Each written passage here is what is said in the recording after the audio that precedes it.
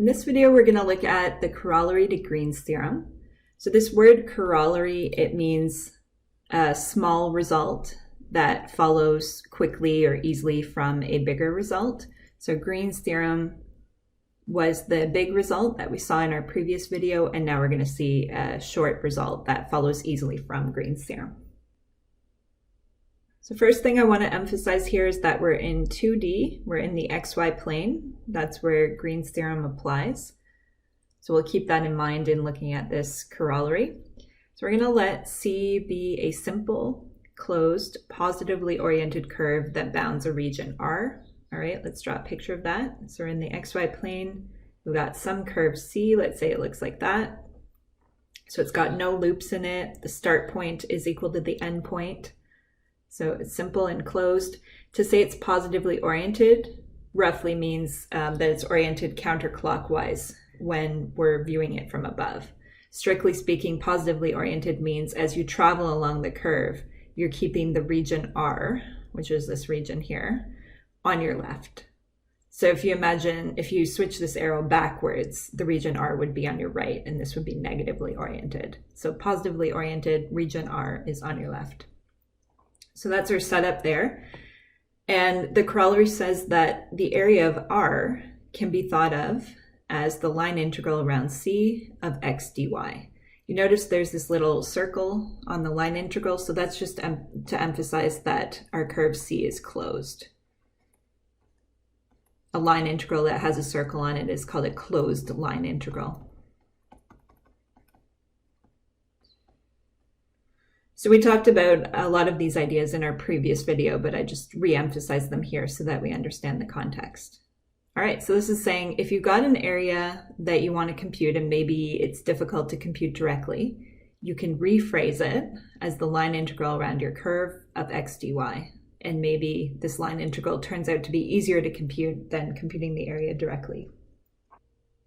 So let's try to understand why the area of the region R should be equal to this line integral here.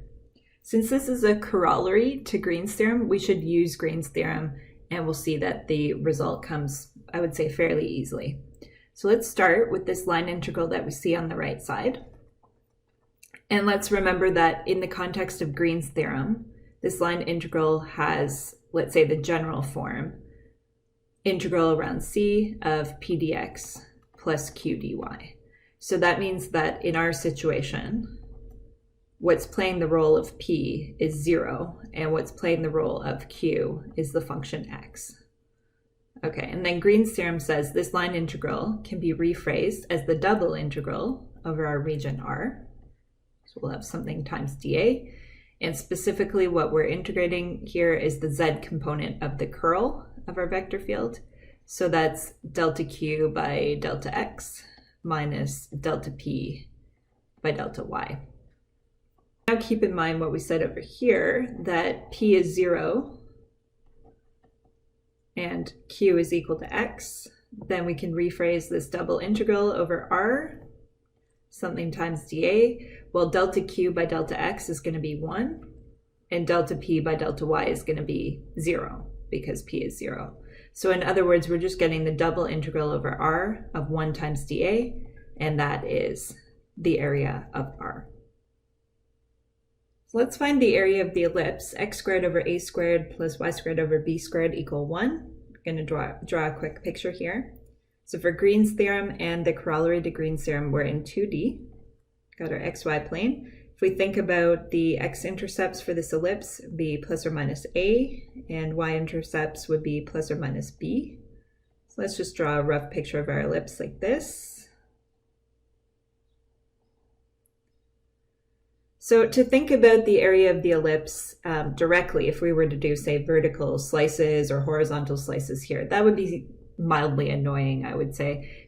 So it turns out that using the corollary to Green's theorem works out a lot more nicely, but to do that, we need to parameterize the curve C.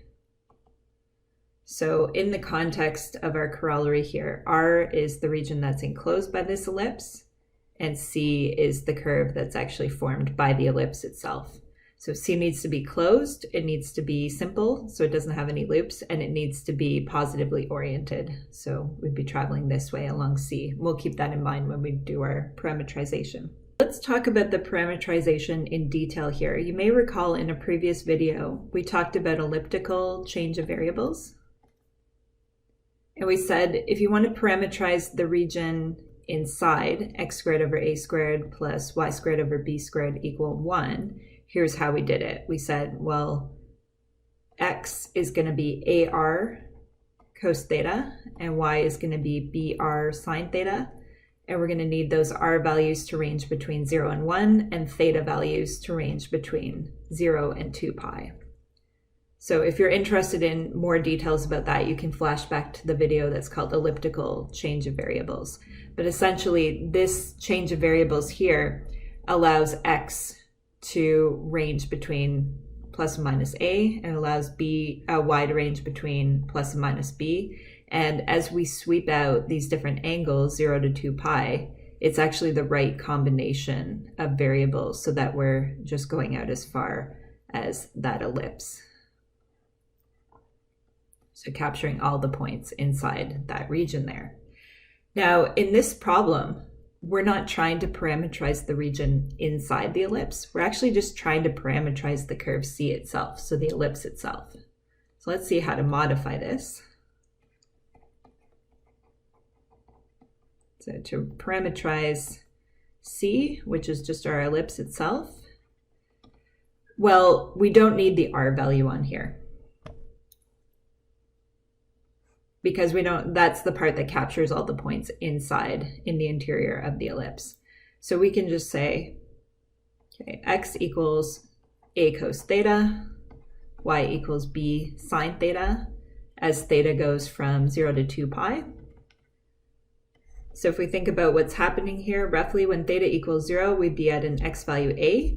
By the time we get to theta equal pi over 2, we'd be at a y value of b. And so this is the right combination of variables just to keep us on the ellipse. And as we rotate around from theta equals 0 to 2 pi, then we're capturing that entire ellipse there.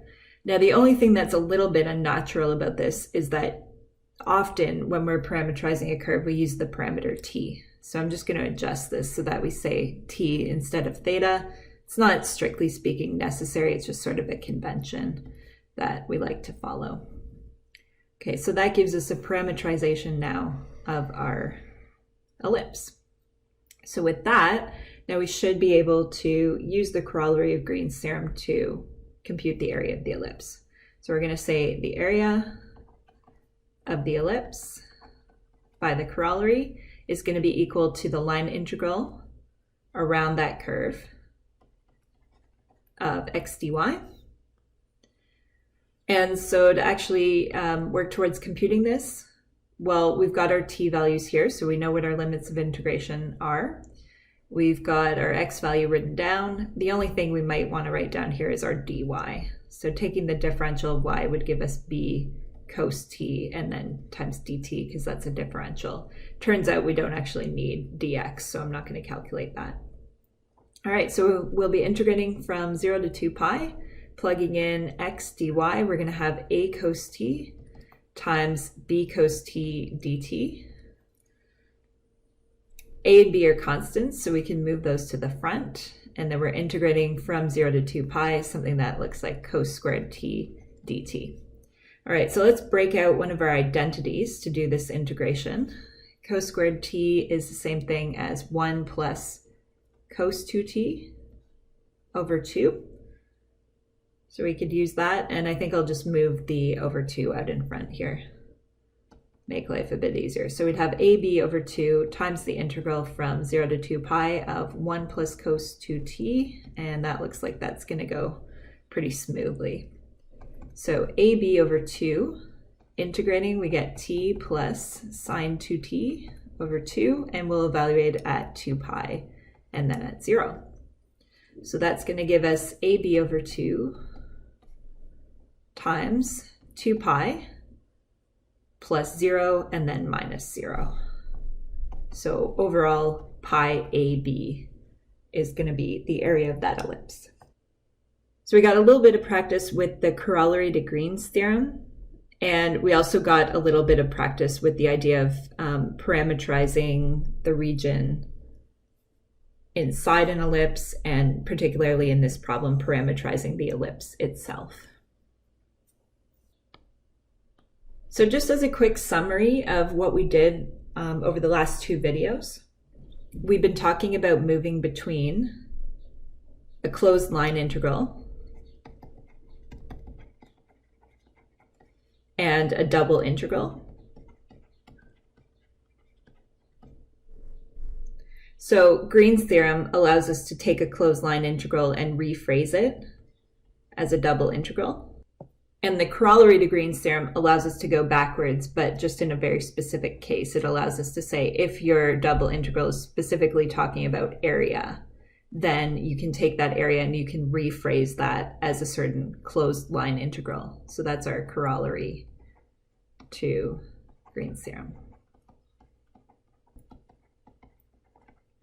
Okay, so Green's closed line integral can be rephrased as a double integral, so that allows you to avoid having to do a parameterization here, whereas the corollary to Green's theorem allows you to take an area and rephrase it as a closed line integral, and that's helpful if the double integral itself is tricky to compute.